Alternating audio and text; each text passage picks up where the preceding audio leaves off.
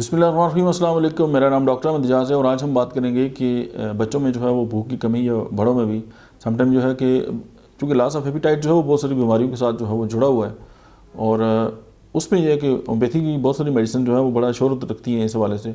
लेकिन ये है कि अगर आप जिनशाना ल्यूटा मदर टिंचर जो है होम्योपैथी का वो 20-20 कतरे जो है वो खाने से आधा घंटा पहले इस्तेमाल करें तो आपकी जो भूख की कमी है वो ख़त्म हो जाएगी और आप फिर जो है वो पागलों की तरह आपको भूख लगेगी और आप इस मतलब है कि आप इसी चीज़ से जो है वो बाहर निकल आएंगे। तो होम्योपैथी की मेडिसिन जो है वो एक तो इस हवाले से अल्फाल्फा बहुत शोहरत रखती है, बहुत इफेक्टिव मेडिसिन है। और दूसरी है क्लिकेरिया फास्ट जो है बच्चों में भूख की कमी के हवाले से जो है वो बेस्ट मेडिसिन है। लेकिन आप जिनशाना ल्यूटा जो है उसको ज़रूर ट्राई करें। Thank you very much.